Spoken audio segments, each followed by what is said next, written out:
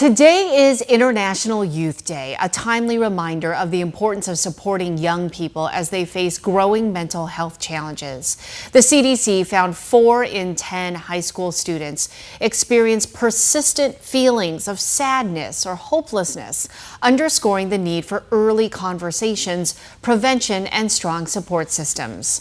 Elena Zavalza, Director of Strategic Partnerships with Not My Kid, is here now to talk about what's affecting young people. Thanks so much for being here, Elena. Thank you for having us. You know, we talk about it's back to school on top of, International Youth Day, and there's so many issues that are affecting our youth, so many pressures. There's mental health, there's AI, there's social media, there's bullying, substance abuse. What are some of the biggest challenges that you're seeing?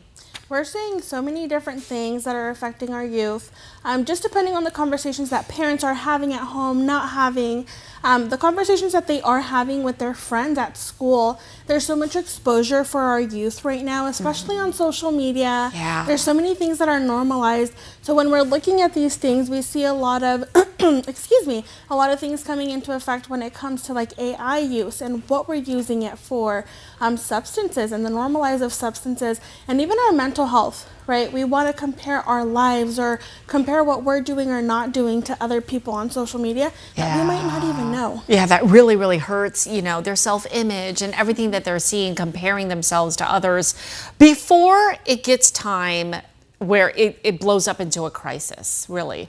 What should parents really be doing, and how early does this kind of intervention, how early should it happen? We always love to tell families it's never too soon to start having those conversations with your kids.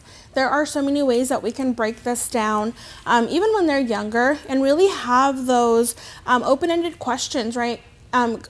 Approaching something with curiosity instead of just saying, I think you're doing it because I hear that kids your age are doing it. Asking, have you heard about this?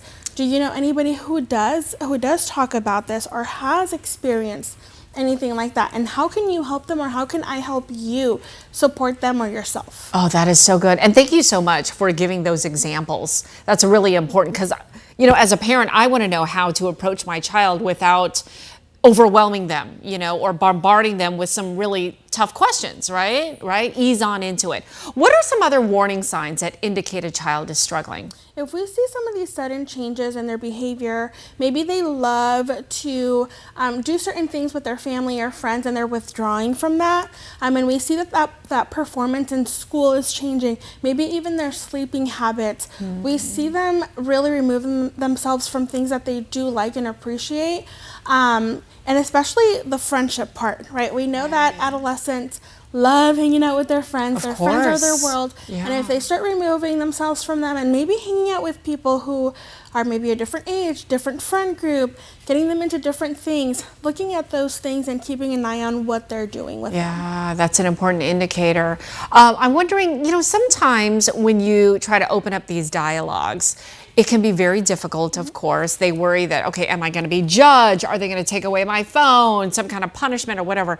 How do you open up that space without making them feel like I can't talk to them about it? I mean, using this segment right now, telling our kids, hey, I saw a segment and they brought up these topics. Have you heard anything about it?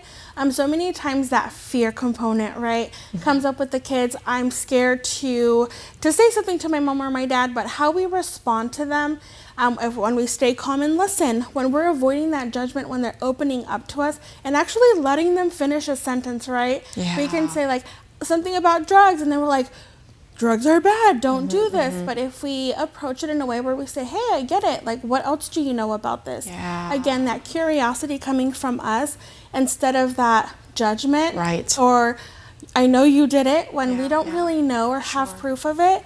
Having those conversations that way can make a difference. Yeah, make it really neutral. Yes. Yes. Where can people get more info? And I know you have something coming up, right? Yes, we do have a few things coming up. So number one, people can come onto our website, notmykid.org, or they can also follow us on social media. We are going to have some live segments on our Instagram coming up on the 18th, 19th, and 20th of this month. Okay. Where they can log on, parents can join. It's during the day. Day.